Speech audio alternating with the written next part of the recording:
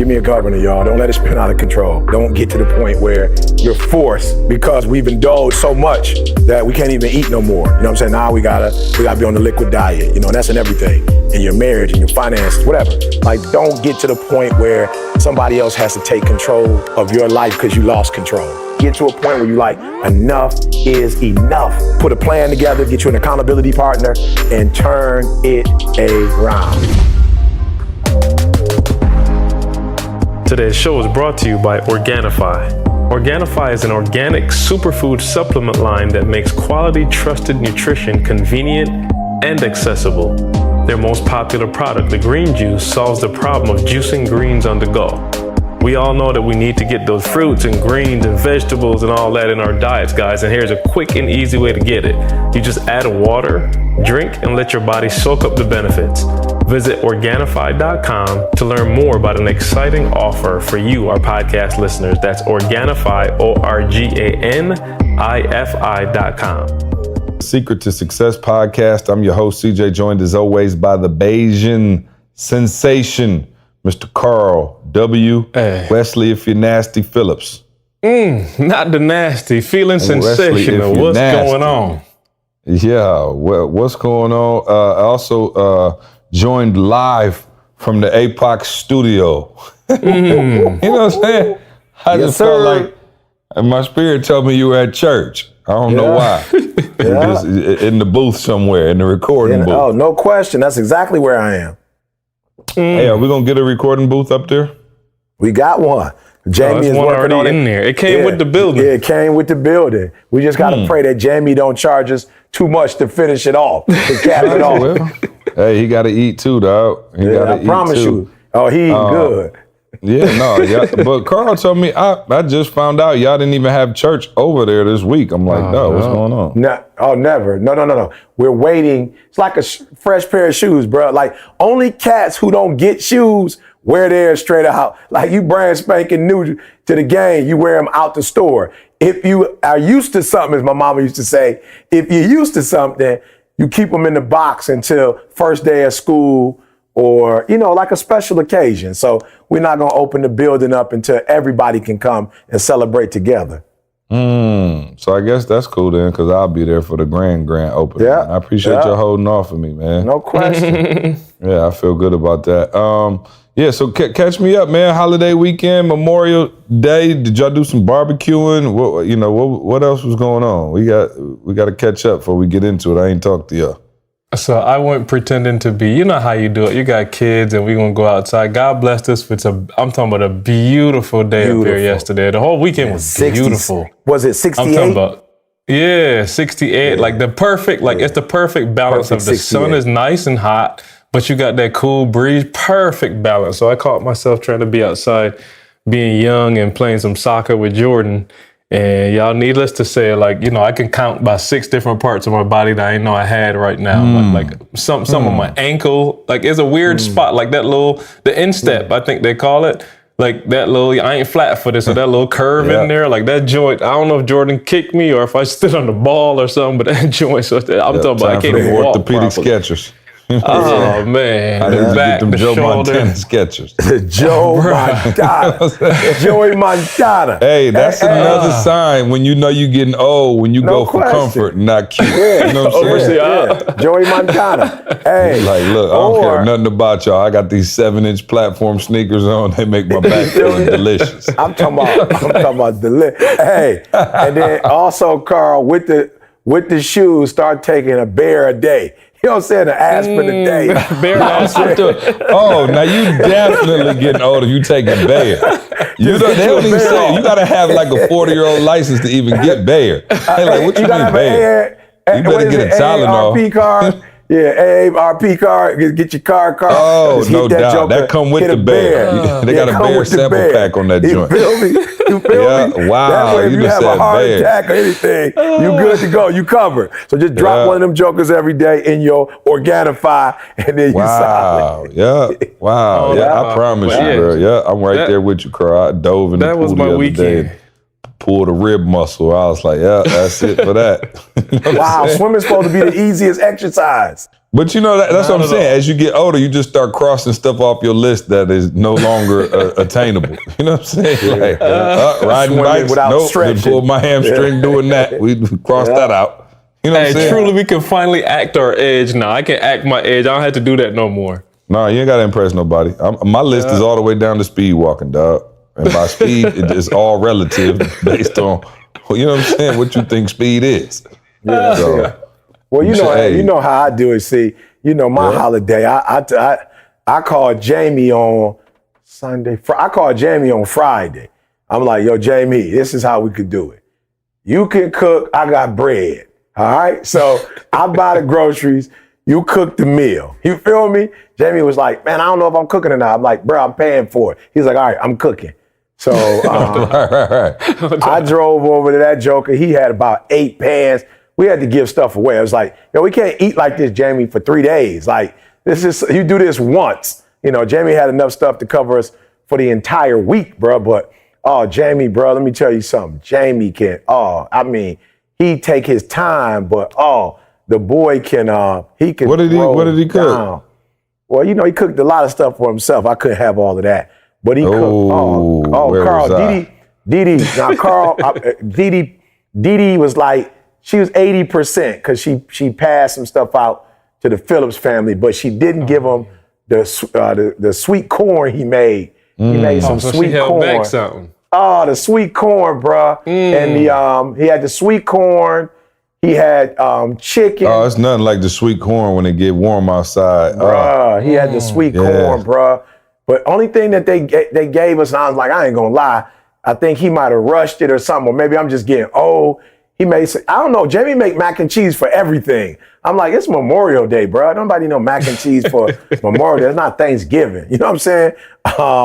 And I think that was pretty much it. Mac and cheese is not seasonal, by the way. Mac and cheese is mac and cheese every day. What are you talking about? I can't do that for Memorial Day. Yeah, I'm like, not for Memorial Day, Jamie. I'm trying to just I feel what you're saying, but you gotta have the mac and cheese, dog. What other sides did y'all have? That was it, the corn. Yeah, that was it, corn. And I just was like, let's hit you know me, y'all, I ain't gonna lie. I took a hot dog bun from his crib and laced it with the chicken. You know what I'm saying? And the barbecue sauce he made, I was good to go. I just had a taste for the sandwich king is back. Oh man, I'm talking about back. I hadn't had grilled chicken in forever, bro. So I'm like, yo, and Mike will do it, but Mike be going up north. Like 50-60% of the time, every holiday they go up north. So I don't get the that's what my cousins do on that side of the family. Oh you know yeah, no question. We go up north. No question. For those of y'all listening, who are not from Michigan, come on, man, we got to do a better job explaining to people the inside stuff because we got listeners all the way overseas. So when you live in Michigan, going up north, we have what we call cottages or lake houses or whatever else. But they're all up north from Lansing, Detroit area. So usually my white side of the family will go up north. Now, only reason I'm not trying to be racist here, I've never heard nobody black say they're going up north unless they were going with somebody white. Okay? Right. So, you know what I'm saying? That's you know what I'm saying? Absolutely it. You know what I'm saying? Like anybody black who been up north, you went with somebody who was white. So anyway, shout out to my family with the cottages up north. I never even heard of up north till I moved to Lansing. We try not to tell y'all about that. Yeah, no question. We try to keep you some did a good stuff. Job. Oh, we try to keep some stuff separate, but equal. You did a very good job. Yeah, between well, I'm gonna tell y'all one of the things I love most about being mixed is I can make black and white jokes and nobody can call me racist. You got the perfect. You know what I'm saying? It's like, dog, you can't say nothing to me, dog. I got the best of both worlds. But anyway, going up north, it's nothing like it. Yeah, no, it's nothing like going up north. Usually you just got, on the lake, you got a nice little lake house, a cottage, and you barbecue, jet skis, you just do the whole nine. So, I got you. Hey, so it sound like you eating up there. How's the post-Jamaica bodies? They sounding like they might be a little doughy up north. I'm sorry to do this to you on the podcast, E, but this weekend watching you at church, I'm like, E back. Chunky E back. I saw that gut just looking at me a little bit. He back. He's back. Let me tell you something. Like Mike with the 4.5. I promise you, all the bro. way back. And I promise you, I ran the other day and I was like, yo, E, don't get back in the running. Like, you enjoying life, bro. Like, Don't kill yourself. I'm saying, I'm just being real, see. I'm like, E, don't kill yourself for, what do you call it? Don't kill yourself for public appearance, bruh. No. It's like, I'm at the best. I'm talking about my girl is loving me. Bruh, we having the time of our lives. I'm like, bruh, I'm not interested. I get up and go walking every morning for an hour. And I did it like a 2-mile run the other day. I was like, I'll do that like maybe 2-3 times a week. But bruh, I'm telling you, I'm feeling way better now than I did. I'm like, bruh. Let me tell you something. Them sermons been fire. Oh, no doubt. Chucky E is back, yo. Oh, I'm just bro, saying, I bro. love it. I told Didi the other day, I was like, D, to count my calories and all that, yeah, I can't do it. You still got to stop it in its tracks, though, E. We don't need you going too far now. You know what I'm saying? This You're doing is the summer. sandwiches. You gotta control it in the summer, E, because wintertime coming around again quick. Let me tell y'all something. I'm just You're going going to to have to go on that all-black diet like I did. I told you. Hey, for those of y'all who missed it, that's where you just wear all black. It make you look slimmer. You're welcome. But I'm saying, I got for those of you who are listening, don't you go back, because I told you I'm sweet in all the other areas. I'm sweet, right? But the one thing I realized is that to be skinny, and from me and my family, it's just too much work, bro. Like, ain't none of us skinny, bro. And to get skinny, it take a lot of work. I'm just like, God, Quiet I tried as kept. it for You was 5 skinny years. when you had to get rebaptized. You was angry because you was hungry. You were angry. That's what it was. You know what I'm saying? Yeah, that's what it was. He needed a Snickers so bad. Yeah. That's why he had to get rebaptized. You was snapping on folks because you was vegan. You know what I'm saying? Here's the crazy part. I told Didi, I was like, Didi, here's the crazy part. Then this will make it real bad. And I promise you, on everything I love, Didi was like, okay, it just flows different. I'm still in the large, see? And I'm still in the 33 waist. My waist ain't changed. My shirt size ain't changed. It just spread out differently. You know what I'm saying? It just spread out differently. Like mayonnaise. It's It just talking softer, about like yeah, it's just mayonnaise. softer, that's all. Yeah, you feel me? Yeah, bro. No, hey, as long as you still in the large, dog. No, but I was at Michigan State, bro. I promise you I was a 2X. I was like, D, I don't get it. I was in a 2X and I'm in the large. And she was like, nope, it's just At it's spread in 5'7" your and a shoulder. yeah. You know what I'm saying? She's like, it's in your shoulders, it's in your back. I'm like, okay, cool. But I'm just being real. It's people who are listening and they gonna your weight went to your shoulders?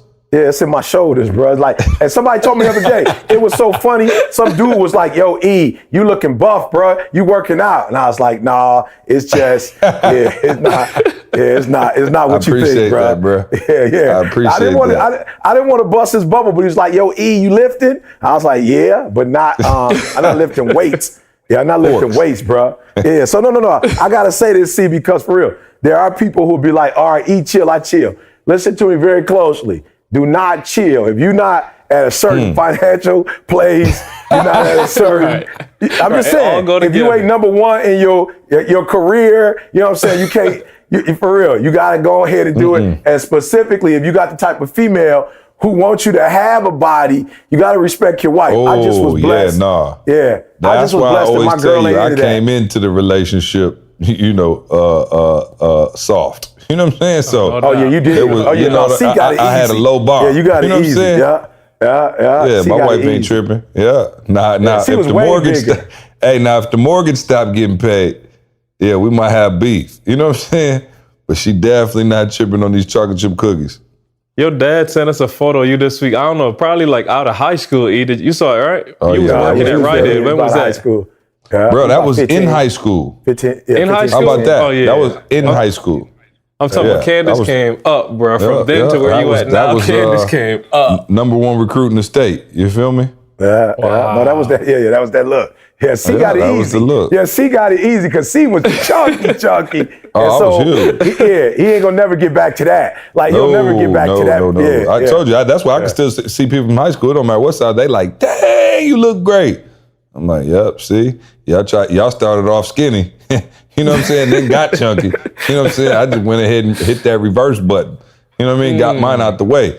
But either way, hey, you know what? As long as I stay away from all the bread and sweets, I'm gonna be solid. But E, and I don't really have a sweet tooth like that. I don't have but no I know sweet tooth, E, but I got the he bread, boy. Yeah, you got the bread and you like the sweets a little bit. Yeah, I do like the sweets a little bit, but I ain't gotta have those. I gotta have bread. And here's what I said though. Cause you've been in Michigan though, so you ain't had no Grand Lux, no butter cake to worry about or nothing like that. No, you're right, because we're not here. But I was saying the other day, I was talking to Roy.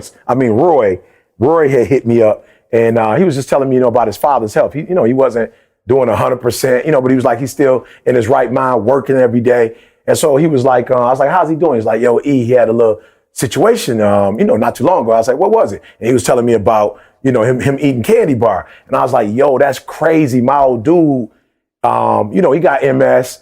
And they was out in Cali doing their thing, and he had like a huge health scare. I don't know if y'all remember, just before Jamaica, right? Yeah. And so my mom, I was like, yo, Mom, what happened? She thought he had an MS relapse.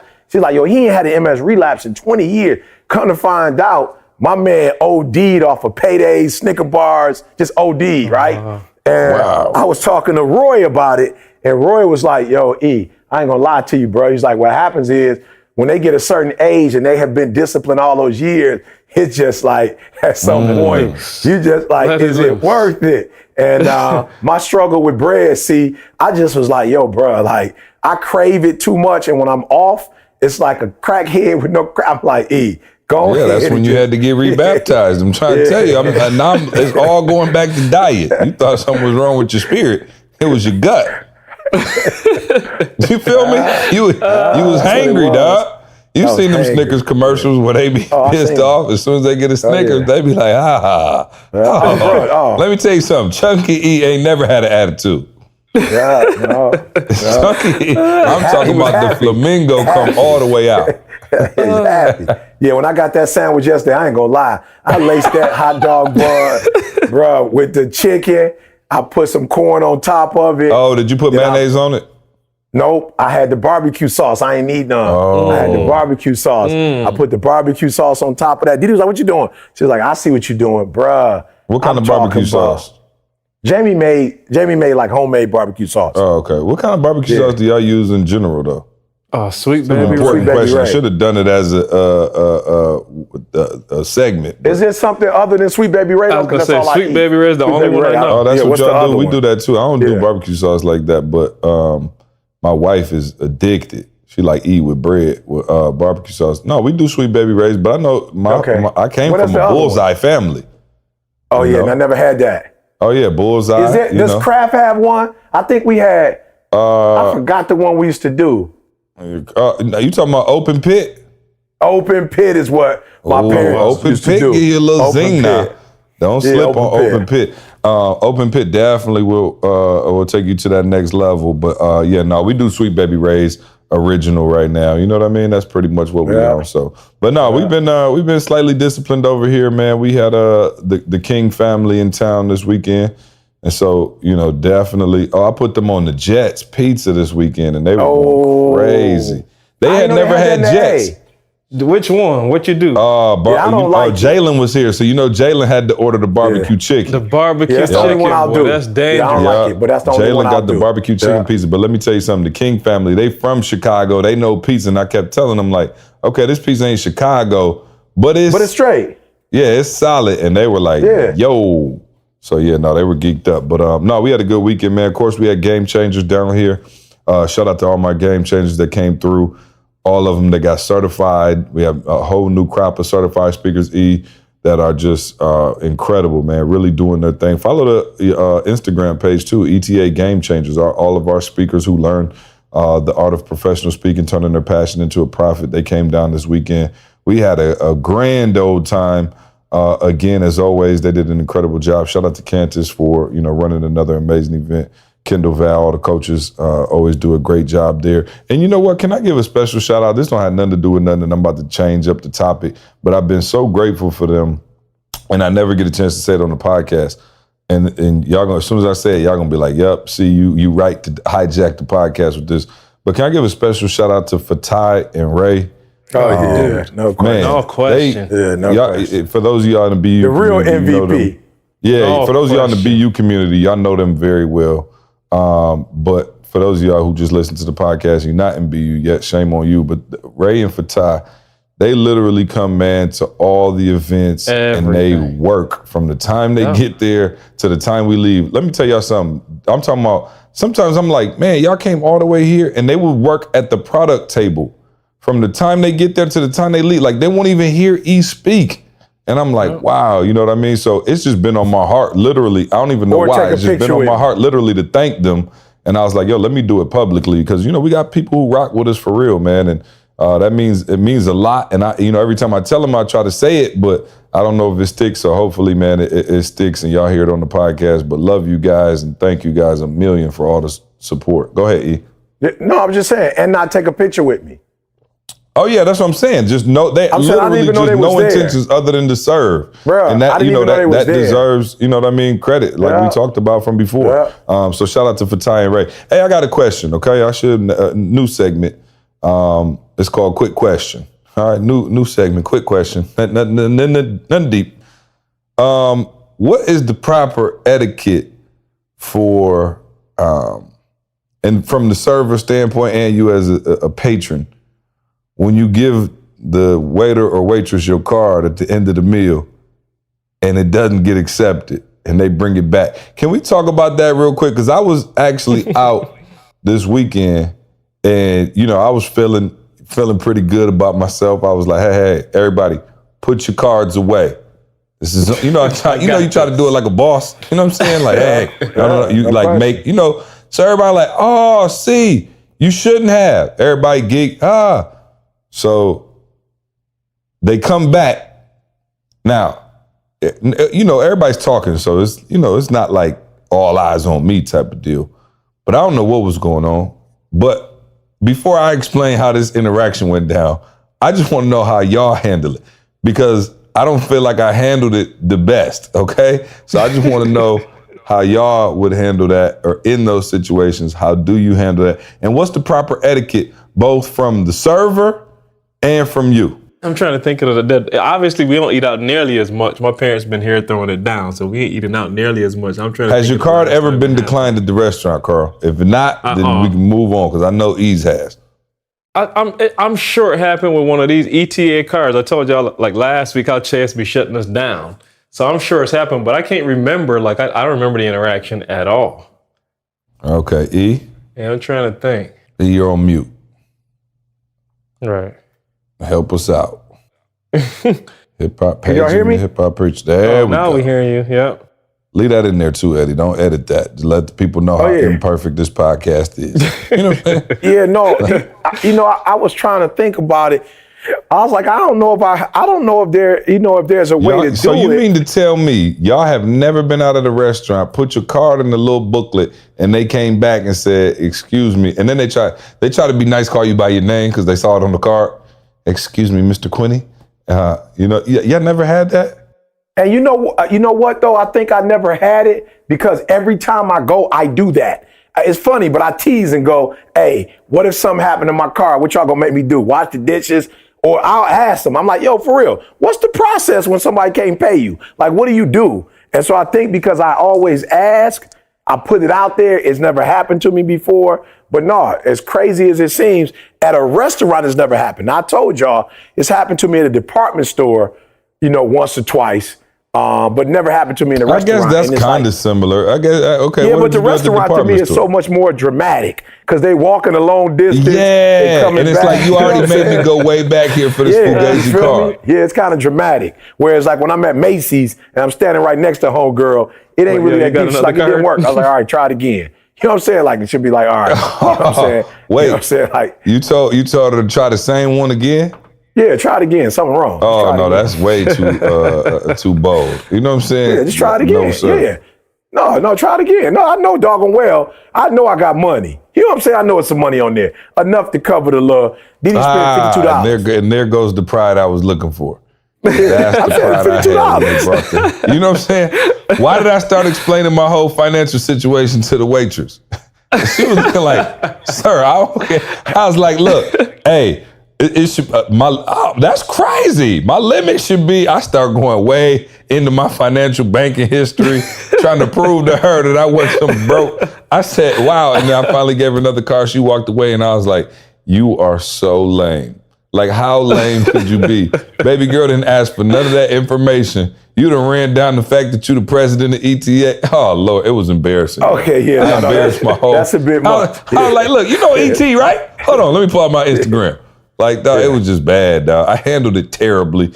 And I was just trying to see if anybody... Because my pride was hurt. You know what I'm saying? Because she saw me deny everyone's card at the table as if I had the big ball, the big joker. You know what I'm saying? That ain't it. Hey, you are a gorilla, dog. You got, you know what I'm saying? You're I didn't like that though, because when she came back, now she handled it, you know, I think pretty well, because she came back and she bent over and like, you know, had a little conversation. She said, sir, for whatever reason, I like that, because she didn't say like insufficient funds. She said, for whatever reason, this card in particular is not taken at this time. Right. I thought that was actually very eloquent. I like that.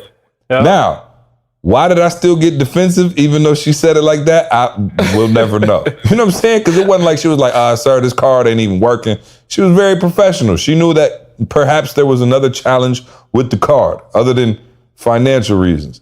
So anyway, man, I went way too deep in explaining my financial history to whenever you go out, if you feel like when they come back, just say, you know what I'm saying? Like, they protect fraud. You know what I'm saying? It's a lot of fraud going on. Oh, so I couldn't even get quick enough to say none of that. Yeah. I was so shocked. They protected me against myself. That's all. They don't even know it's me.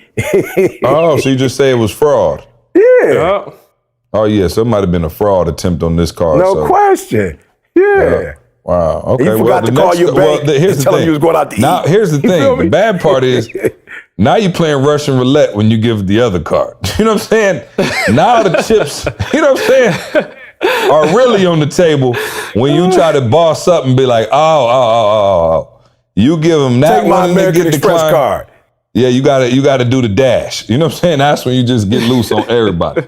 So anyway, luckily the second card did not have the same issues as the first card. I was able to, and then you know you got to overcompensate on the tip. I tipped her like 88%. Oh, no doubt. You know what I'm saying? Oh, no doubt. Just to let her know, hey, if you see this face again, I'm not the broke guy. So anyway, the male ego is fragile. That's the long story short. Was that the Thomas and Ass? Which one was you said what? Which one was denied? The ET and Ass? Was that the one that was denied? Associates. Let me tell you something. That one is always really look denied. bad. Yeah, that'll really look bad. Where's ET? Bruh. This is Eric Thomas and you know what? I just got another car that still says that. It still says that. Let him in on the inside joke, Carl. Every card that I'm sure we've said it before, Thomas, but it might have been years ago since we talked about it. Dude, it's hilarious. Whoever is designing these cards, they have the worst sense of humor possible, or the best, depending on how you look at it. But they make the abbreviation for Eric Thomas and Associates. It's a lot of characters. I get it. You can't fit that whole long thing on a card. So they make it absolutely this: Eric Thomas and ASS. Eric Thomas and Ass. So CJ gets one, I get the other. You know what I'm saying? And left cheek and right cheek. That's who we are. Hey, no wonder your car getting turned down. You know what I mean? They're like, oh yeah, no, is Eric Thomas here? Oh, well, this is Ass. You know what I'm saying? So anyway, yeah, that's about as R-rated as this podcast gets, ladies and gentlemen. Don't worry about it. It's actually short for, I think, donkey, so we're good. All right. Just explain that to your Okay, kids. so E and I had an interesting conversation, I believe either over text or something or another. But E was saying to me, what were we talking about? E, help me out. Can you phrase it? Because I was saying that it was belief, and you considered it to be a effort related thing. So when we talk, I guess what we were talking about was, Carl, when you know you have to do something, right? So like somebody, you know, is well aware of the fact that they need to get a task done. They need to lose weight, better their financial situation, go get an education, whatever those things were. You kind of break down how the conversation started, because it started between you and I over the text. I'm actually about to look through my text and see if I can find exactly what we were saying. But I told you that I disagreed with you on the issue. So I figured, hey, let's just Yeah. So in short, you know what I'm saying? Always it could be a couple categories, but I felt like I finally found the reason for poverty. You know, like I hadn't. Yeah, really, that was it. Yep, gotcha. You know what I'm saying? Like I'm always thinking, bro. Like, fortunately or unfortunately, you know, I'm somebody's mentor. You know, somebody's pastor, whatever. And so for me, it's like I feel it's my duty when I overcome something or I become successful in the area, for me to do a better job of communicating. Because that's been one of the challenges that people have. Like, yo, E, you didn't necessarily communicate effectively. You know what I'm saying? So it's like, okay, E, you got to do a better job of not just telling people that they need to overcome in a certain area, but you also need to find out, you know, like, what is the secret to success? Like, what are the tangible steps from getting from point A to point B? Because I'm kind of like a big picture kind of guy, like generalization. Like, I don't really get specific. So it's like, I'm trying to do a better job. So I call C like, aha, I got it. Poverty was something that I was having a hard time with. Like, I was having a hard time trying to explain to people the process from going from poverty to wealth. And not like the physical things that you had to do, the tangible things, but more the mindset. Like, so I was struggling, like, yo, I can't get people to really get it, because people who are in poverty, they had this particular mindset, and to make that shift is not hard, but it is. So I was like, yo, see, I got it. Like, I get it now. I know what the problem is, you know? So I started explaining to CJ, like he said, from my perspective, you know what I'm saying, what I thought it was, you know what I'm saying? And then C was like, nope, it's not that. It's not, you know, it's not an effort thing. It is a, whatever he said it was. So, yeah, let's help people out. Yeah, I said belief, but let me say, say, you, and I'm looking at the text right now, but you basically said that, and when we say poverty, we're not necessarily talking about like poor people, right? Like, that's not what we're saying in general, but we are talking about habits of people who maybe are not, you know, in the greatest financial situation. Does that make sense? Okay, cool. Yeah. I just want to make sure people know that we're not literally saying this is the cause of poverty, right? Like we're talking about a mindset and people, here. Yeah, and but also, see, they got to understand, and people who have access to financial resources and still not, you know, where they want to be, if that makes sense. So for people, and one thing he said that what he thought was the main cause was that people put the reward before work. And your, I guess, opinion of that was that we always put the work and then got the reward, which is traditionally how it works. So explain to us what you mean by they get the reward before the work. Obviously, we understand what it means, but break that down for us. And then I'll say, and I don't even know if we were having so much as a disagreement as I was just trying to then add on what I believed about it. So what do you mean by that in terms of the poverty mindset of reward before work? Yeah, so when I first explained it, Carl, I explained it, you know, in a way that people can get it, and then I try to go a little deeper. So on a real surface level, tangible level, you'll have a person who wants, let's say, an Escalade, right? And to get an Escalade would literally be to exhaust your budget completely. You feel me? Like if you bought it, or there are people who may say, you know, they're looking for an apartment and they want, they want to stay in Buckhead, you know, and stay in a luxurious apartment in Buckhead, you know. But if you do that, you probably are exhausting every dime you have, and you're going to be living from check to check to check, right? So I said what people with a poverty mindset do is go, this is what I want. You know what I'm saying? Like, this is like, like if I was to be handling my business, if I was, you know, doing everything I was supposed to be doing, this is how I would live. So before they actually do all the stuff that you're supposed to do, they reward themselves as if they're doing that, right? So they reward themselves, you know, somebody might say, I went 30 days on a strict diet. So I guess on the 31st day, I've heard people who are like, you know, people who are really in shape and into the physical boy, they still have cheat days, right? So they'll say it's a reward, but they will wait until that 31st day for that reward. And then they'll go another maybe 30 days of eating strictly, you know, and working out and doing what they're supposed to do. And then it's like, all right, another, you know, 60 second day. All right, reward. But then there are some people, like myself, definitely when it comes to food, I'm like rewarding on the reg. You know what I'm saying? Like I live on reward. You feel me? And so I was just telling C, I just feel that there are people, and I'm being for real. There are Did you people say you who live on reward as it relates I live to on food? reward. Yeah, I live on reward. Meaning that, for real, Every day's it's a always cheat day. something celebratory. It's like what do you call it? Like somebody might have a graduation, so we go out to eat afterwards. I go to church weekly. We eating after church regularly. So there's another person who for real, they're really health freaks, and that's like their strength. So they will still go to the graduation, but they won't celebrate like that. You know what I'm saying? Like it's for real, let's be real. It's like high school graduation, college graduations, you know what I'm saying? And I really look at it and go, when it comes a problem. to I think that's a real problem. And shout out to one of our game changers, Bobby, who talked about that. Is like food is a reward system in the States. You know what I'm saying? Yeah. It's like, this don't have nothing to do with what he was talking about, but it was just like, yo, think about it. No, Like, but it's real. When the spelling bee is like pizza. Yeah. Yeah, I'm saying it's just a part of it's a part of the culture. Now, everybody doesn't do it. And I'll be honest with you, in most of my areas, I don't. Like, I don't wake up at 8 o'clock in the morning. You know what I'm saying? I get up early. You know what I'm saying? In a lot of other areas, I'm super disciplined.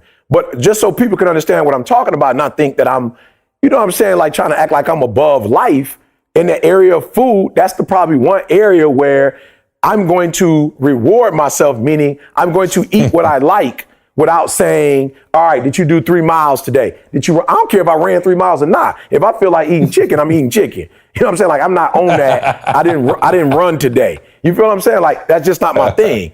But when it comes to my house, I haven't bought that $1 million house yet because I was like, yo, E, don't do that. Like, keep working, and keep piling up. And then when you get the $1 million crib, financially, it's not going to make a difference, just like this house don't make a difference. So this house is paid for. So when I get the $1 million house, I will probably get as close to paying it off as possible. So when I get that, it doesn't change, my financial standard of living. But what I said was most people live on reward in every area of their life. You know what I'm saying? So most people, they don't have one or two areas. There are people who, in terms of their health, they are rewarding themselves, and you can see it. There are people who their finances, they living from check to check, or they might have a low credit score, or they're overdrafting because it's a reward. It's like, I want this kind of car, so I'm not going to make no sacrifices. I'm just going to get the car. I want to live in it. And I'm like, I was like, I get it now. That's why you're in poverty. And for me, it's for real. You can change what you know. So look, I'm not trying to, I know that it's probably not the healthiest thing to do, but I can get to a point in my life because I was a vegetarian for 14 years. I used to fast for 14 days at a time. When I really want to change my health, I know how to do it. So if I want to go back to weighing 217 pounds, I'm 100% clear on what I need to eat, how often I need to eat, how I need to exercise. Like I'm not clueless because I understand what I'm doing wrong. You are rewarding yourself when you're not putting in the work. So if there are 2,000, that actually makes a ton of sense. Yeah, I'm just saying, I think it's 2,000 calories that you have to eat. That's a pound. So for every calorie, it's 2,000. It's not rocket science. If you want to lose weight, you have to either work and run or walk, whatever you do, and lose so many calories, or you only eat so many calories, and then you can keep a certain weight. It's the same thing financially. It's the same thing in my relationship. I do not do the reward boy in my marriage. Like, it is definitely work, reward. You feel me? So it just hit me that there are many of you out there. Huh? Gotta earn them GMGs. For real. I promise you. And some people, some people may or may not have to. You know what I'm saying? But the reality though is a lot of you are in poverty and lack because in most areas of your life, you literally poverty is rewarding yourself before you do the work, and wealth is doing the work and then rewarding yourself after you do the work. And I just wanted to be able to simplify it so somebody could hear me and go, oh, I get it, E. So that's what I was telling C. And then his argument was that it's not necessarily reward work He felt that it was, what'd you say it was, C? Well, I said it was belief. Okay. You know, and I don't even want to go to that first because I got so many questions about what you just said, just as I'm sitting here thinking about it and processing it in my own mind. I guess the first question I would ask you is it a conscious decision or unconscious decision? I think it's unconscious. Like, I don't think that you really thinking about. But do you think about it. Okay, for you, we're talking about food now. Yeah. When you eat that sandwich, that's a conscious decision or unconscious? Because I'm just trying to say, let's say somebody else might be 142 pounds, they don't even really fool with food like that, right? Like, shout out to them, whoever they are. Praise God for you. But maybe their vice is like stuff. You know what I mean? So just like you, like, yo, I'm about to go ahead and hit this chicken sandwich. They like, yo, I'm about to go ahead and cop another. So can I say this to you? $800 belt. You know what I mean? Yeah. Can I say this to you? I think I want to say to you, honestly, it's unconscious. Of course, I'm conscious now, but it's not something I started today. So when I used to do it back in the day, I wasn't conscious of the sandwich boy. Like, I'm eating sandwiches 24/7. The only reason I'm conscious of it now is because I'm 48 years old and my metabolism doesn't work. Like, it wasn't that the sandwich was bad when I was in my 20s or 30s. The sandwich wasn't bad. As a matter of fact, I'm gonna be honest with you. I don't even eat as much as I used to eat then. Right. You know what I'm saying? I don't eat nowhere near as much as I used to eat. Right. But it costs me more. So the reality is, talk about yes, it, I'm conscious, but I'm saying I wasn't conscious when it was happening. Like, sandwiches just became my thing, especially when you were where I was homeless or where you were where I was financially. It's not like you about to sit down and eat an 8-course meal. So you get what you can get, and sandwiches like the easiest thing, you know what I'm saying, for you to eat, and it's like, it's not expensive. So I just had a habit of, egg sandwiches, bologna sandwich, salami sandwiches, hot dogs, like fried egg bologna? sandwich. Was it fried? fried bologna, bro. Where you fried make the with little mustard. top hat? No question, with the cheese in the middle. You know what I'm saying? The edges burnt up. Bruh. And so it just was a habit. I'm about to go hit one of those right after the podcast. When we get off the podcast. You know what I'm saying? And the turkey pastrami we used to do back in the day. Now that was, now you had to have a little money for that though. Yeah. You're right. That we was coming up at that time. You gotta have a little money to go to the deli and ask for something. Get the whole hookup. But we had to go to a daily because we didn't have it to get the big boy. We had to keep getting slices. We couldn't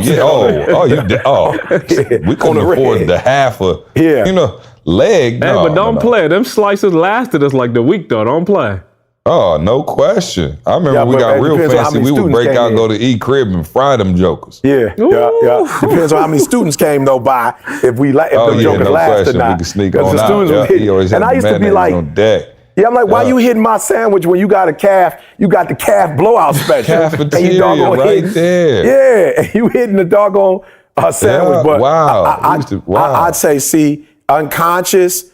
For the majority of us, of course, like I said, now, of course, I'm conscious, but for the majority of the stuff that I've done, I was really unconscious because why? I grew up in a community where people who were living check to check. But you just, and also you just, I don't know if you, I guess it's not right and you see something going wrong, but I don't know the depths of it sometimes until you're bankrupt, right? Like you always kind of think you could fix it or make a change later. Like I know you and Didi, I don't know why, but ever since you and Didi always talk about my 600-pound life, now Candace and I watching it, and people on there, you hear them talking like, man, it just kind of like spiraled. You know what I mean? Like, no question. Because you like, okay, you 600. When you got to like 4, you might have been like, all right, cool, I'm done. You know what I mean? Like, let me slow this down. But like, it starts to spiral out of control. And that could be the same thing for your spending, your marriage. Like, I don't want people to think we're just talking about weight here or even finances. Whatever your vice is or whatever that particular thing is, it can be hard to get control over. So for you, E, because obviously you are one of the greatest thought leaders of our times, if you're saying with your own situation with your weight, you're cool, obviously, and we teasing. Obviously, E ain't like over there looking, like he about to need an episode. You know what I mean? Like, but how do you know for yourself, all right, cool, it's time to rein it back in? So how would somebody, and then how can I apply that to other areas of life, if you will? I'm not, I mean? C, why'd you go there, C? Why'd you go there? So here's the deal. I swear, I'm on everything I love. You know what I'm saying? I was in the groove doing my thing, and then it's not an excuse, but like, you know what I'm saying? We was traveling a lot, you know what I'm saying, doing our thing. So of course, I'm eating out every day. Like we was going from December to whatever, April. I'm eating every day, right? The only way I know is time, because like I said, I'm not lying to you. Like, I'm not making this up. If anybody come to my church, they know I wear the black pants, the t-shirt. Bruh, I'm wearing the same jeans, see? I ain't got to get no new pair of jeans. I'm wearing the exact same jeans. But here's how I knew it was time to come back. But the question is, are you in the same loophole of your belt?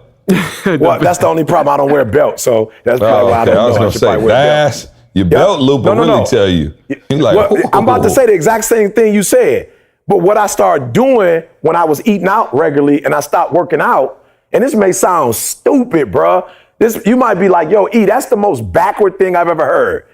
But once I stopped working out regularly, I stopped getting on the scale. Oh, of course.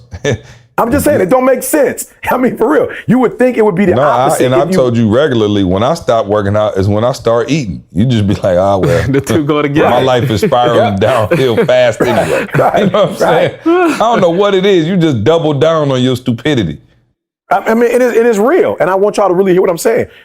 The last week or this week, like I said, I went running 2 miles. Why? I got on the scale and was like, oh, shoot. I done picked up 15 pounds since I got on the scale over whatever I was on the scale doing whatever I was doing. It was like 15 to 18 pounds. I was like, yo, when did that happen? On the scale. You know what I'm saying? Yeah, like, what are you doing? The scale is a real, you want an accountability partner? That scale. Oh, the scale ain't no joke. Oh, that scale will tell you. And you can, let me tell you something. I done had fights with my scale. I'd have been like, no, sir. Now hold on, let me, I'm gonna go run to the bathroom, come right back, because this can't be right. Because I've been eating solid for 2 days straight, and you trying to tell me I picked up a couple? Oh no. Yeah. But it ain't gonna lie to you though. It's gonna keep you, keep you accountable. And the scale made me go, okay, E, you gotta go back. Now here's the scary part. I already know what happens. When I get here, see, I do what I'm supposed to do. But once I get back to this to where I'm comfortable, I'm like, yo, you could chill now. You know what I'm saying? You don't have to go that, hard. And I went running, bro. I promise, the easiest thing I've ever done. I was like hurt, like you should have done 3 miles. So it's not that my body ain't even don't know how to do it, or my body is like rejecting it. I ain't throwing up. I ain't tripping. I actually felt tremendous, but it wasn't until I got on the scale and went, you know what? I need to get on the scale to find out. And so for some of you, what you do, you don't check your bank account because you're hoping that you don't, you know what I'm saying? You just like, I don't even want to see it. You feel what I'm saying? You're just like, I don't even want to see it. You know what I'm saying? Like, I'm not going to check the credit card. I just want to wait till they roll my car off on the flatbed. I promise you, for real, it's real. Until they give me an eviction notice. Like, so I think for real, it's, like I said, it's the reward. But let me ask you this. All right, so don't leave from there because I don't want to forget. Okay, so so I see what you're saying. But then, okay, so that's true in the case of you with food or exercise, diet, whatever. So, but there's other areas of your life where you would be like equivalent to like, a bodybuilder. You know what I mean? Like in terms of your discipline, right? So is it that you value those other things over way your more. You know what I'm saying? And I got to be honest. And I'm going to ask those of you who I hope already Sean ain't listening to this podcast. I know that's right. Sean, I'm sorry. I repent right now. I'm coming on the Model Health Show again very shortly. Hey, you know what I'm saying? Give me some time, Sean. Give me 45 days. I know I could get back to at least I can get on your show. Does that make sense, though? Because you have these other areas of your life where you like, yo, I'm waking up at 3. I'm going hard for my wife and my family. When I get on the road to speak, I ain't, doing nothing crazy. I'm on it. I'm locked in. And then it's like, you got this other area where it's like, all right, cool. I'm just going to be a little bit more laissez-faire. And so I guess explain that whole thought process. No, so here for real, I'm being real. And I think I don't know who I was talking to about it. Carl might've been there, but I was saying that when I took the values test, so the first one, the first part is great. But the second test is the values. And Chris had me and Didi take that maybe about almost a year ago, right? And the values test blew my mind. And I didn't even take it for like the reason of what I'm talking about right now, but I've been going over it a little bit, every other month or so I'll go over it. And I realized the reason why I struggle in terms of my weight part is of all my tests, the lowest one, believe it or not, is my aesthetic value. So of everything on that test, you know what I'm saying? Like, that's the one that is the least, like I'm low on aesthetics. You know, so you pretty much look at, in terms of your like preference for someone else or define yourself. that, Yeah, define that. So just pretty much, you know, just in general, like how I would, meaning that, you know, like the way somebody would look, whether it's their clothes or whatever. So I wouldn't necessarily choose a female because she a 0, you know what I'm saying? Like, or a size 1. Like, I'm not really an aesthetic dude. Like, I don't look at a car or look at things and go, oh, that's beautiful. You know what I'm saying? Like, that's not a strength of mine. So if I go into a room and you got like you still metal ended chairs, up with a beautiful wife and Dilsey. Yeah. I'm talking about just incredibly beautiful. But I'm just saying, So, like, you know what I'm saying? I'm gonna call your bluff on that one, player. Yeah, no. But what it's saying You know what is I'm saying? that's not. And I'm gonna try to save you all at the same time because I didn't like where that was headed. No. You know what I'm saying? Real. I didn't like I'm where being real. the size 0 and size 1 and you're not attracted to good looks was headed. It doesn't mean that. I'm just saying, as your boy, I thought I'd throw that alley-oop in there. I'm sorry. Yeah, I thought I drive a Cadillac, so it doesn't mean that you don't like it, but y'all remember, I didn't pick the caddy. It don't mean I don't like it. But you said I can still appreciate it. Dig your way back out, player. Live the fight. It's like game 7 now. You just got to a game 7. No, I'm saying, if you remember, Carl, I was looking at the Suburban. I wasn't on no caddy. Yeah. I was like, yo, I'll take the Suburban. And C was like, yo, E, no, we're at a different level. You need to whatever. So it wasn't like I was like, oh, I despise the caddy. I just was like, yo, I see this as a functional vehicle. I'm not looking at the function and the style. But when C was like, yo, E, come on, and she brought it around, I was like, oh yeah, that's fire. You know what I'm saying? I'll take it. You feel me? But my lowest one is aesthetic. So if it's between my character, my spirituality, and my weight, well, my weight would be the last one. It doesn't mean that like you said, it don't mean I let myself get out of control and be 600-pound life. I do have a limit where it's like, okay, E, you're going too far, you need to come back. But I never go too far with the character. I never go like that with the spiritual. Like, I never let my spiritual life get out of hand. I never let my character get out of hand. Right. But because my aesthetics is the low, I'll let that, like, that's not really on the radar. And something will have to happen for me to go, oh, just like we were in, I think it was Dallas, and Cole came in and was like, yo, E. No, it was Phoenix. Cole came in and was like, yo, E, this looks terrible, bro. People spend good money.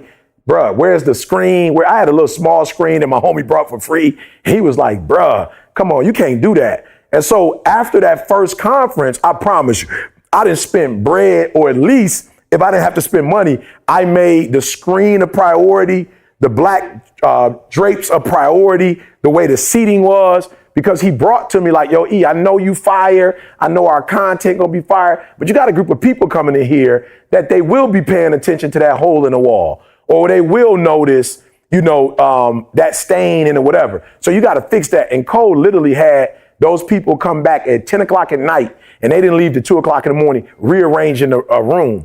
So I do think for those of you who like, I don't know, you taking this test, this values test, will at least help you, of the 7, look at which ones you're the strongest. I'll give y'all another example. C used to get on me all the time, like, yo, E, like, you always talking about, you know, like, you messing us up a little bit because there's a group that does care about money, and you just act like money ain't nothing. And I was just like, yo, that's the other, you got my aesthetic is the lowest, and then my economic one is about as close as that one, right? It's low. So me doing things for money is not necessarily my swag, right? But another instance, Cole was like, yo, E, your highest one is I think you call it altruistic, and it's what you do for people. Like, that's my highest one, like looking after others. And I remember him saying, like, E, I ain't trying to be funny, but if that's really yours, you're gonna have to get your economics up, because you can't send kids to college. That costs money. You can't buy computers. That costs money. So it's like, oh, okay, while that one may not be important to me, I still have to make that one a priority, because I can't do this one without that one. So I to your point, C, I think a lot of people don't value certain things, and because they don't value it, and I don't know why you wouldn't value Like, you got to help me to understand the one, though, with spending more money than you have or living from check to check. Oh, that's what it is. Maybe yeah, but you I could literally say the same thing to you. Like, I don't understand you not wanting to work out, take care of your body. I can't understand you wanting to eat butter about what cake you value. when your health is literally the most important thing you got, because none of this matters. That makes sense. Yeah. But I just thought about it too. If your aesthetics is the most important one, you would be more concerned about how people see you than what you really have in the bank, because they can't see what you have in the bank. So then if you bought stuff to make it look like you got something in the bank, you don't care what you have in the bank anyway. You care more about their perception of you than anything else. So, absolutely. See, I feel you. It makes sense. And I was going to say, so the one critical thing that, again, people just have to understand, all of these values and stuff they're based heavily on like your experience. You know what I'm saying? Like how you were raised. There's stuff that happens. Like, not to put him out there, but I remember AJ from London. Like, AJ is, I'd consider AJ like a shark, and not in a bad way. AJ is about, like, let's just say he's economic. You know what I mean? Like his value, it would be economic. But when you talk to AJ, you understand how he grew up, and he was like, I will never be in that circumstance again. He had a crazy upbringing. He and his mom had to literally, fight for their lives to survive. And now when I see him operate, it's like he's high economic. So like it's so holistic, like it's weird. And the values thing is huge because now it makes you think about, okay, why do I value this? You know what I'm saying? Like, what happened in my life? Like, you got to take it all into consideration, because there's somebody that just wants to buy that car because it make them feel completely different. It could get repoed next week. Back to the same reward. Like, I don't even care. I just need that feeling of somebody looking at me and feeling like I got this because of some of the experience that I had. You know what I mean? That was stripped from me as a kid or something like that. So it's kind of tricky when you put it all together. There's something missing for somebody that's why they're doing that. Yeah. No. So the next piece of conversation I want to move to is, how much of it do you think is informational, or what portion of that do you think we could charge to being unaware, and not just unconscious, but uneducated on the matter, right? Like, you see people who maybe grow up in extreme poverty and eating at McDonald's, or, you know what I mean? Just like every day, or I don't know. I don't want to offend anybody or have a bad example, but just like, they just doing like high C and Hawaiian punch every day. Like, you're not necessarily making a conscious decision like, oh, I know this is terrible for me, let me drink this or eat this. It's been passed down, right? You grew up in a family where, whatever, diabetes or, just bad eating or whatever. And you kind of just, your grandmother fried food every day, your mama fried food every day, you fried food every day. And so when I say does that make sense? I'm gonna go more educational. Like, I'm not aware, not like I'm like you just said something that was deep. You said, I know exactly what I have to do to get back to. So therefore, you're making a conscious decision that I'll get to it when I get to it. Yeah. But if you said, I'm chunky, I have no clue how to lose weight. Like, I really, I've never even looked into it, or, or there's a difference between making that conscious decision and then just being uneducated on the matter. And so what portion of people do you think are uneducated on the matter, and they go, oh, okay, my credit score is good enough to get an Escalade? Well, for sure then, let's go for it. Even though I don't have the money in the bank, they're not aware or educated on the fact that, hey, do you understand if you started an investment account right now with that extra $400 you spending every month, you could have X amount, you know what I mean? Like, is it education huge. Or? Yeah. I think it's a combination of, oh, my bad, Carl. No. So I literally, as you're talking, I'm just writing some stuff down. So I'm saying, I will give out of 100%, and this may sound weird to people, I would give information and knowledge probably only about 10%. Like, the honest to God. So I'll say 20 stretching it. Say it again? No, I'd say 20% new information is stretching it. So 10% information, Carl, but like some new stuff that you ain't never heard, maybe I stretch it to 20%. 20. So, and here's why I just said, I just wrote down, I just made this up, y'all. This is my like highlight of the week. I just call it a KNEE principle, like KNEE, knowledge or information, 10%. Exposure, I'd say 40%. And so these are the three things that I say you need, and effort, 50%. Like, if I were to break it down, those are the three that I say: knowledge, exposure, and effort. And the reason I'm saying it like that is, you just made that up on the spot? I promise you, I just made it up. I Oh, literally fine, just man, typed hold it on, out. man. I'm about to let Carl do the Thursday call. Where did this come from? No, Leave I'm it to just Carl to literally- come up and use knowledge as the KN. It took me a minute to follow, but that's fire.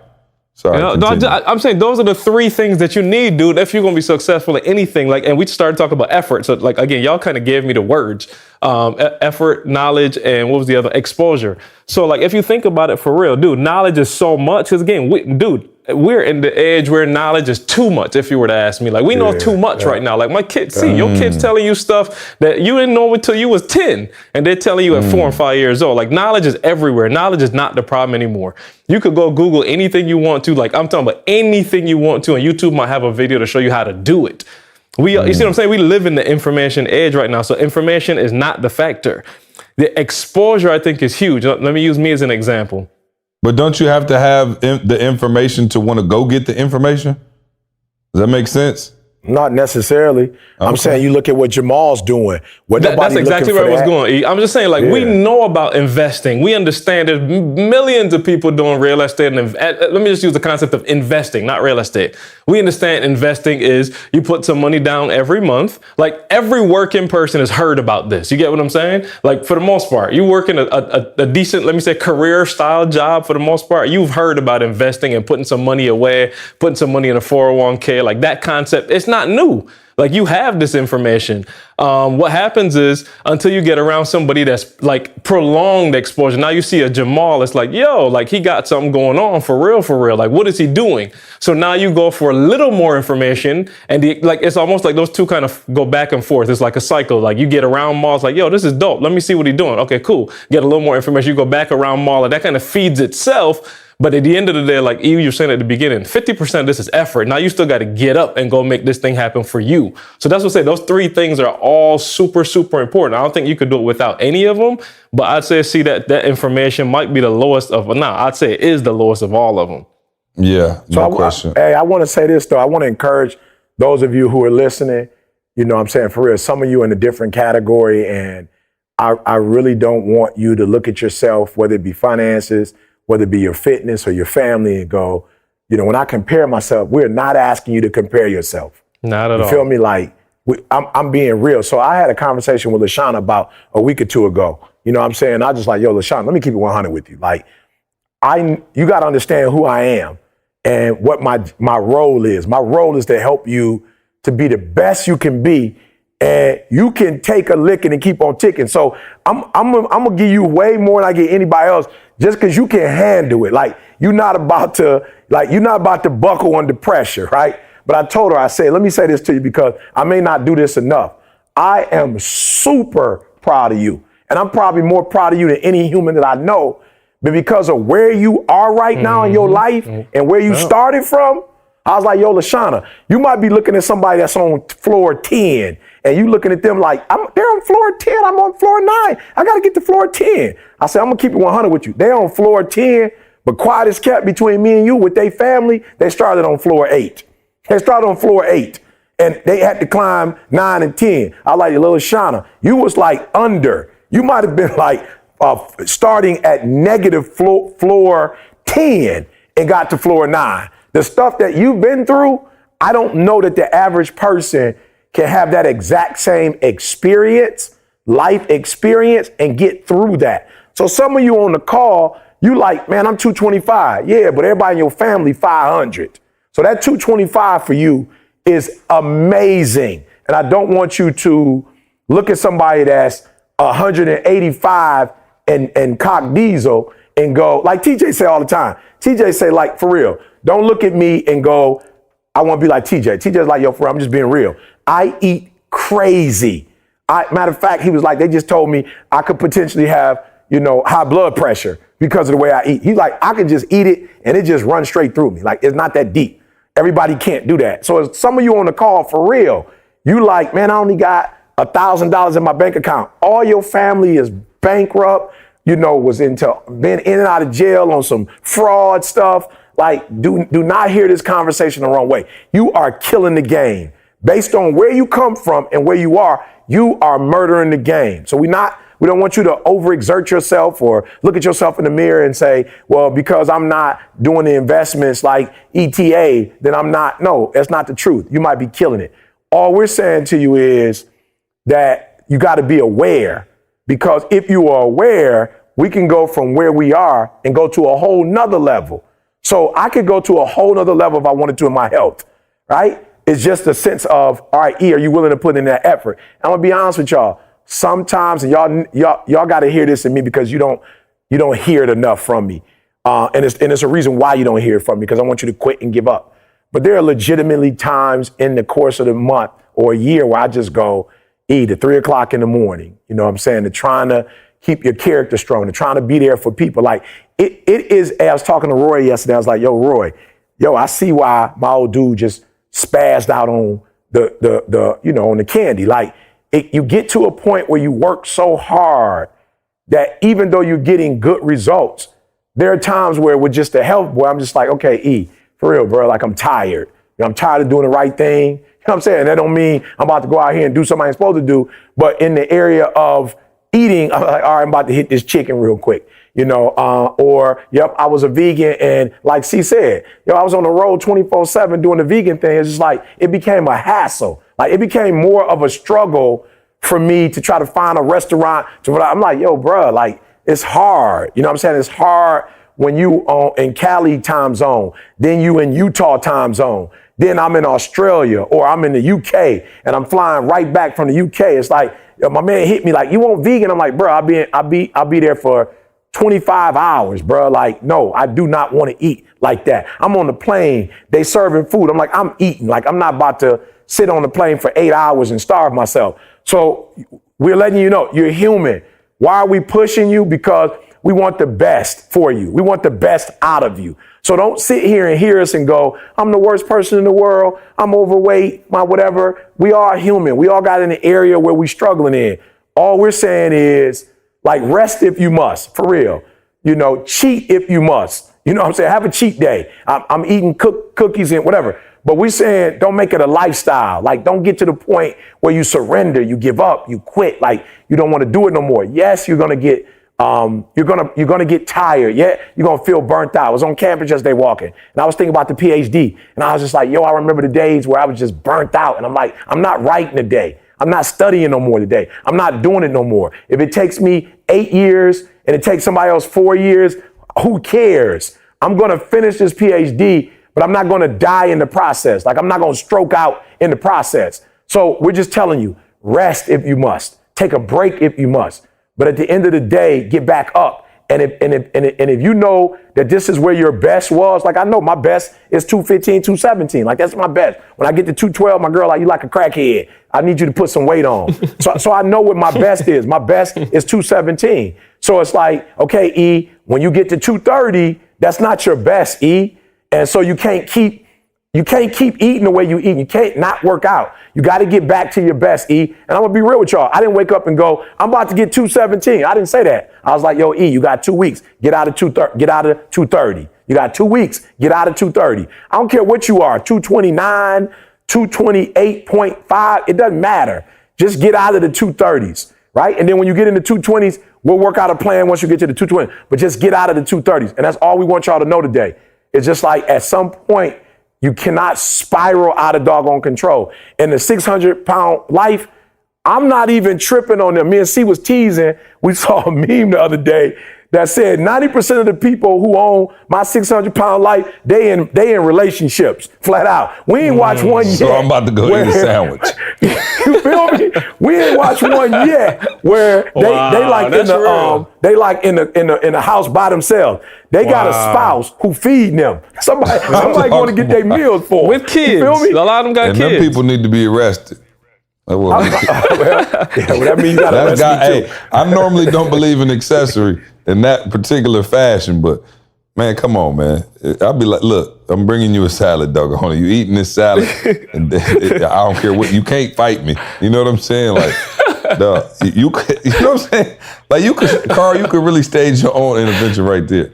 Okay, I've gone too far. I don't mean to offend. I'm just telling y'all my inner thoughts as I'm watching. I'm saying, my man, his girl was just bringing him large pizzas. I'm like, okay, now No you done got question. out of hand. You can't just, you know what I'm saying? Like, no, It must be love. No, I'm saying, yeah, you done got, hey, back on track. I was gonna say something. I'm just saying, Carl, they in relationships, Carl. That's They not like Relationship. single. They're not by themselves. They're in relationships. So, but what we're saying is something spiraled out of control. Like C said, you got on it and you was 400. All we saying to you is when you Oh, I see have how your- it happens though. Cause oh, no question. Let me tell you something. I saw the sandwich yesterday. I'm one piece of willpower away from needing the intervention. You know what I'm saying? Where y'all like, yo, see, you know what I'm saying? Because I promise you, I don't like working out like that. I know some people like, yo, I just, you know what I'm saying? It's like, no, I do it for the discipline, but I promise you, I'm plenty good with a bacon, egg, and cheese biscuit, some hash browns, and laying in the bed watching more. You know what I'm saying? Like the inner part of you just do it because you know you got that discipline. So the other thing, and I want, maybe it's too late to add this in. No, go for it. So my point to E, in all seriousness, let's get back to the serious stuff. My point to E was, I also believe that this is as big a component, if not stronger, Carl, that people lack the belief that if I try to do something, my situation will change anyway. Right? Like, so I just believe that one of the reasons that we stayed together in this company for years without getting a check was that we believed that one day it wouldn't look the way it looks now if we continued to work. Right. And so I believe, back to my 600-pound life, if you're 600, chances are you've tried to lose weight a few times and it didn't work. So you lose the belief that me trying to do something is really gonna help anyway. So somebody who's been in poverty forever and tried saving their money and they saved up $300 and their car caught a flat tire and the windshield cracked and they had to get the windshield fixed and the tire fixed, they go, damn, not only did I blow through my whole 300, I had to borrow 100 from my friend, and now I'm 100 in the hole after I tried to save. You know what? It's not worth it. If I told you right now, Carl, again, it's to your point. What did you say to the young lady in Australia? She said, I got a problem with procrastination. You said, no, you don't have a problem with procrastination. It's not important to you. You said, if I told you to meet me tomorrow at 8 a.m. right here in this exact same place and I give you $1 million, where would you be tomorrow at 8 a.m.? And she said, matter of fact, I'll be right here at 7 a.m. waiting on you to get here at 8, right? Because it would be the belief that if I actually show up, that my situation is going to change. And so therefore, E, my only point to you was, if you don't show up and you know you need to show up, it's because you believe that it's easier to just not show up anyway, because the chances are it's not going to change. And so that was my point to you is, again, people in poverty, people who have tried to lose weight, and I know we're using these examples, people who have tried to fix their marriage, right? Like, they don't believe that going to counseling is going to fix their marriage, or else they go. If you believe that going to counseling will actually have you and your spouse on another level and increase happiness in your life, you'd go to counseling. But the bottom line is, one of y'all probably sitting there going, man, I'm not listening. I'm not going to no counselor telling them my problems just to hear them say, because in your mind, you don't think it's going to work. If I think it's going to work, if I was sitting there and I'm overweight and I go, all right, cool. If I really stick to this, in 5 months, I'm going to look like this, or I'm going to have lost this much weight guaranteed, I think those people would do it. But what happens is we run up against rejection so many times. It's almost like the horse who's used to being, is it the horse? Who used to being on that leash? Yeah. And it's like you were tied to a pole and you tried to walk away like 5 times and it got snatched back. Eventually you could just take the pole away and they ain't gonna go nowhere. And it's kind of the same situation, I feel like, for humans, as we build up a callus to failure, to poverty, to overweight, to any of these extreme conditions that we may be going through, we lose the belief that our action actually makes a difference anyways. And so it creates inaction and we just go, it is what it is. I might as well eat this cheeseburger. I'm fat anyway. I might as well go buy this, $500 belt, even though I had no business. I'm gonna be broke anyway. At least it'll make me feel temporarily good. At least the cheeseburger will make me temporarily feel good, as opposed to hanging on to this fantasy that one day I'm gonna live my greatest dream. I'm tired of trying to do that, so let me get these temporary fixes. Does that make sense? Oh, it does. My point, perfect sense. My point though, Carl, is, you're right. But I think there's another group. I believe there's another group like myself who not only believes, but knows. And I just sometimes say, effort-wise, is it worth it? So I do believe. Doggone, I believe in the treadmill. I know what the treadmill can do. I know what running long distance can do. But sometimes I wake up some months and it's just like, yo, if I could just get up and go to the treadmill. But some days I get up and it's a doggone emergency. Another day I get up and I got to get up at 3 o'clock in the morning and go drive to the airport. You know what I'm saying? It's just like, yeah, I know running works, but I got so much going on in my life. You know what I'm saying? And so many obstacles that sometimes it's just like the effort to do it is just like, yo, it ain't worth the effort for me to put it in. And I think some people like, now this ain't all y'all. Some of y'all need to give us a call, Extreme Execution, for real. You know what I'm saying? etinspires.com/execution. And you need to take the assessment, and you and your wife, your quest, you and your wife need to get on the phone and get through it. But there's some of you who you need to holler at me on some I know it can work. I don't feel like the work, working on the inner me or working on this situation. Like, I just don't feel like putting in the work to get here. So I'm gonna throw my hands up. So yep, there's a belief, but there's another group of y'all know it'll work, but you are just tired of trying. You are tired of getting up in the morning and putting the shoes on and going down to the treadmill or whatever it is. Like I said, for me, my biggest struggle is, and I tell, because, you know, I work with Rochelle, and I'm like, Rochelle, I swear to you, if I was home 2 weeks in a row, I'd kill it.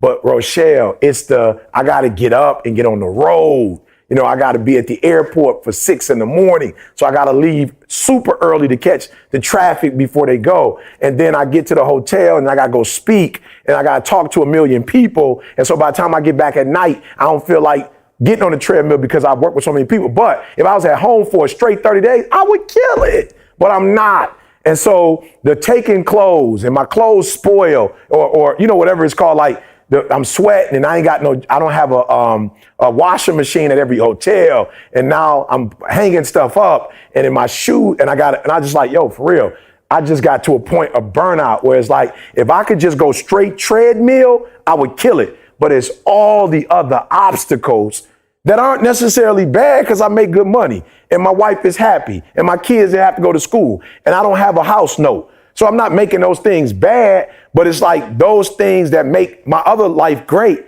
makes this aspect of my life bad. And it's just some months I'm killing. I'm like, let's go. I will fight through it. And then other months, y'all out there, y'all like me, other months you just like, yo, I'm exhausted. Like I don't have enough energy to have a great marriage, to make great money, to have a phenomenal church, to, you know what I'm saying, killing it with ETA. I just don't have the energy to do all that and do this. But I'm telling y'all, that's why I said rest if you must. But what I cannot do, what CJ said, I cannot get to a point where I say I don't care anymore and let that sucker spiral till I'm 300 pounds because I could get there easy. I can't do that. I got to say, all right, enough is enough. All right, we got to go back in this direction. So I know some of y'all are tired and we're not telling y'all push till you die. We saying rest, but you got to have a governor. You have to have a point where you say, I can't let my marriage go like this because if I keep going, my wife's going to be with somebody else. My husband's going to be with somebody else. You know what I'm saying? If I keep going like this, I'm going to be bankrupt. If I keep going like this, I will be obese and put my physical health at risk. You got to have a governor and say, enough is enough and start going back in the right direction. Yeah, no question. Hey, and I'll just add, for real, it's you have to include the exposure, and for some people, this is a tough part because you just got to get around. Like, there's a dude that was on one of our calls recently, and my man said, like, honestly, I need help stopping smoking weed. He was just transparent, and we asked him a question like, how many people around you smoke weed? Oh, all my friends. Well, there it is. You know what I'm saying? Like, you're not going to stop, dude, if it's all around you. So I'm saying, like, it's hard enough, like he's saying, to be, you know, internal and disciplined and all that on your own. It's tough. And then your environment not helping. Like, we're talking about a 600-pound life. Like, your environment's not helping. You eating the same stuff. Everybody else around you pretty much big. Your family big. You know what I'm saying? It's just not, it's not going to help you. So if information alone is not going to get you to, the next thing you have to do is you got to get at least one other person that's like the extreme opposite of what you are. Like, you just talk to them once or twice a week. Like, just make that a point. I'm going to live with Jamal in his basement. I'm being real. Whatever you gotta do, just Jamal find is somewhere to get savage. exposed to This dude that. texted me. No, they didn't. They left here in the afternoon. He said they got home at 1. I looked at my phone, saw 1:30. Of course, when I woke up, 1:30. He said, "Yo, bro, we made it in. We good." Because they drove. He sent me a picture at 5:30 in the gym with his trainer. Yep. First of all, I'm like, who training you? You know what I'm saying? Like, what kind of animal is this to train the trainer? But anyway, yeah, no, he was getting to it again. But that there go to show you what he values. You know what I'm saying? Yeah. Like, yeah, you done got 4. I'd have called my trainer from the car. I'm like, look here, buddy. you congratulations, you got tomorrow off. You know what I'm saying? But just a different level, dog. Just a different level. All right, man, I had a whole bunch of stuff I wanted to do today, man. I got all the negative feedback here. I got a bunch of questions, but y'all talked entirely too long, I think. You're right. And I got stuff to do. The kids got swim. Hey, Didi just told me I had to stop.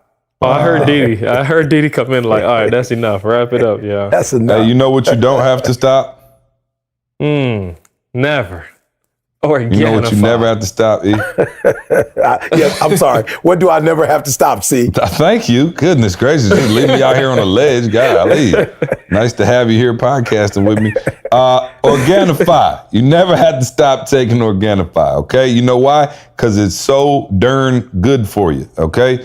All the essential nutrients, micronutrients that you need are packed into this thing, man. Organifi is the superfood green juice powder that we've been using, but it's not just the green juice, man. Y'all heard us talk about the red juice, the gold. Man, they got the protein powder. Whatever you need, they have, man. This is a company that we've been with for, quite some time. Again, we started off as just fans, right? Like, shout out to Sean Stevenson, who we mentioned earlier. He just put us on it. And he was sending us some like, hey, try this stuff. And we loved it, loved the way it made us feel. And so Sean made the connection and said, hey, these guys got a good podcast too, man. Would you be interested in sponsoring? And they've been a sponsor ever since. And, the relationship works so well. We love what they do for us. They love what we do for them, that they've been sponsoring this podcast for quite some time now. So shout out to our sponsor, Organifi. Because they love us so much, they give y'all a free code just for being great listeners of the podcast. You can go to Organifi.com, Organifi.com. Use the promo code SUCCESS, man, and get 20% off your first order. Shout out to Organifi for being a loyal sponsor and a great partner in this podcast endeavor. So if y'all enjoy the podcast, enjoy listening, man, go check them out. Show them some love as well. Also, man, the Verified Conference, man, super pumped about that. I've been getting so many texts and emails about the Verified Conference. People just super pumped about it. E, can you tell us very quickly why you wanted to do this? No. Okay. Not quickly. Hey. Okay. Not very quickly. I don't care. It's on Didi. My wife, I'm good. She ain't said nothing yet. I'll try though. Hey guys, no, for real. I told you, CJ got on my head about, all right, E, the character is good, the inspiration, motivation, but, you don't act as if, from a financial standpoint, we have not been blessed as a result of us being in our lane, and working Even our if lane. my card is still getting declined at Cheesecake Factory. You feel me? still been Well, if you blessed. just pay for yourself, stop balling and paying for Some all the more other than tables others. around you. You know what I'm saying? You know what I'm saying? You balling and paying for everybody. Well, it was lunch. It was the lunch menu. I figured everybody was, nobody was drinking or nothing. So I figured now was as good a time to any. You know what I'm saying? They still going heavy, bro. They still top heavy. Got to be cautious. But C's been like, yo, E, man, for real. Like, just be balanced, bro. Like, don't exclude an area that's real. And I was like, you know what? See, you're right. Being able to connect with our audience, being able to find our platform, being able to network, all of these different things, this plan that C put together for me, then put together for Tobe, is like, yo, for real, Tobe is in a different space in terms of his influence, his impact, and his finances. Married with a daughter, brought his daughter not into poverty. He brought his daughter into this world with wealth. And so I was like, you're right, C. So we need to give others that exact same blueprint. So for those of you who feel like Toby, like myself, like Willie Moe Jr., Karen Civil, like Q Deezy, if you have a gift and you don't have, like your mom, how did your boy say it? My mama thought I was a joke. but Miss Badu thought I was dope. Like, if you need to be a part of a community that will recognize your gift, and not only recognize your gift, support you in your gift, and not only support you, but show you how to create a platform with that so that you can be financially successful, you can have influence, impact in the world, you need to be in Philly, for real. You need to be in Philly, because each one of these individuals are going to share with you their story of how they did it. And more importantly, after the conference, we have content, hours and hours and hours of content, workbooks that you guys will be able to invest in that will give you the tips and the tricks that you can work on daily. So this isn't, it's inspiration for a day, pumping you up, motivate you, but we're literally going to give you the tools. And then for those of you who are like, yeah, that's cute, the day or two, but I want to continue. They're going to give you the same format CJ's been using, you know, with the Masters of the Game, Game Changers, the weekly calls, EB, all of that. That same platform we're going to use to help you in terms of your gifts. So you got to be there. Yep, no doubt. Looking forward to it, man. It's going to be a blessing, man. And shout out to everybody who's going to be there with us. Toby, like you said, just Willie. Big things popping, man, and big celeb stuff. Karen Civil, who's incredible. I believe she was in charge of running like a bunch of campaigns, and she heavy with the brands. Knows everybody, so hopefully, it's going to be a great conference, man. We're excited about that. Also, Phenomenal Life Mexico phenomenallife2020.com. Come to Mexico with us, man. We're going to have a great time in Mexico. Man, the cruise first, then Jamaica, now Mexico. I told you I'm going down there just to test it out before we even get down there. I'm taking my wife down to Mexico, Maya Riviera. If you've never been there, it's incredible. If you've been there, you know how incredible it is, and we want you to join us back. I just heard, I don't know, but everybody who's been looking up the resort, has said that it's been incredible. So go look it up for yourself, man, and see what we're going to do, man. We have such a great time. I know we joke a lot. We laugh a lot. If y'all like the podcast, the trips are like a big extension of the podcast, man. We just have a blast. So look forward to seeing you there. Anything else, Carl, that I'm missing? Help me out here. Game Changers, of course. You want to be down with the Game Changers, learn how to take your passion, turn it into a profit from a speaking standpoint. We'd love to see you there. ETAGameChangers.com. You down with MOG? Yeah, you know me. You know what I'm saying? You down with MOG? Did I miss anything, Carl? Hey, just etinspires.com. We're trying to do a better job of keeping everything direct. And we got a special announcement coming soon that we can't say yet, Carl. With a project that we were working on that I'm excited. I saw it though, Carl. I don't know if I told you, but I did see it, and it is out of bounds sweet. So, yes, sir. So don't miss a podcast, y'all. Yeah, you never know don't which miss one. That. I promise you, I'm looking at the negative feedback right here, y'all. We will get to it. I just have ran out of time today, but I do have it right here, and I have your questions. There's some good questions in here as well. So I'm going to get to those, but the conversation kind of took on a life of its own. Hey, at the end of the day, what did we learn today? Return of the Mac. You know what I'm saying? Return of the Mac. Hey, hold on. Let me play it. Hold on. You know what I'm saying? Hey. Return of the Chunky. Okay? He's back, but not for long. Not for long. He's going to be back. Sure. Doing this thing. He's going to be skinny by the end of the summer. But for now, return to the Mac. Because you know what that means, see? If I'm skinny by the end of the summer, it means no more. Hey, but just live warm though. Butter cake. I told you, man. No Chunky more warm butter cake. It's a little bit more joyful. You got a little bit more. You're a little bit more jolly. You know what I'm saying? More energy. You got a little Saint Nick. You know what I'm saying? You got a little extra jolly spirit around when you got the little extra gut around the midline. So we forgive you, E, as much as you do for the world, doggone it. You deserve a sandwich, doggone it. Yes, you put your life on the line for the world every day, getting up at 3. The least you should be able to do is hit a chicken sandwich with barbecue sauce slathered over the top of it. You know what I'm saying? So, return of the Mac. And hey, man, we just appreciate y'all listening to this podcast. Hey, everybody always asks, how can I, be a blessing? Y'all been such a blessing to me. Just share it, man. Tell your friends, your family members, whoever you can to take a listen to us, man. If you like it, also go to iTunes, leave us that review. E, hit us with that nugget of the day. No pun intended. You know what I'm saying? You know what I'm saying? No pun intended. E. No pun. Nuggets of the day. Fat Joe. Fat Joe. I just crush a lot. Oh, man. Yeah, y'all, for real. Whew, you heard me say it the whole doggone podcast. Like, for real, give me a governor, y'all. Don't let it spin out of control, you know? For real. And there's some of you at that point right now, you know, where I watch 600-pound, my 600-pound life, and they're on a liquid diet. Like, don't get to the point where you're forced. You know what I'm saying? You forced because we've indulged so much that we can't even eat no more. You know what I'm saying? Now we gotta be on the liquid diet, you know, and that's in everything, in your marriage, in your finances, whatever. Like, don't get to the point where somebody else has to take control of your life because you lost control. You know what I'm saying? You lost control.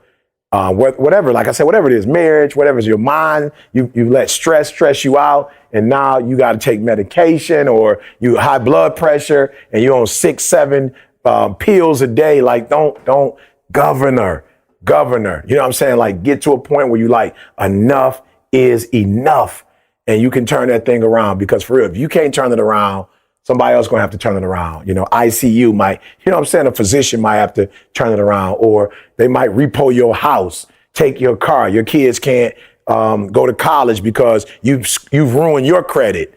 You feel me? So do me a huge favor, turn it around now. You have the power to turn it around. So as I'm speaking right now, write that thing down that has gotten out of control, put a plan together, get you an accountability partner, and turn it. I want you to focus on here right now. Don't you worry about when you get home.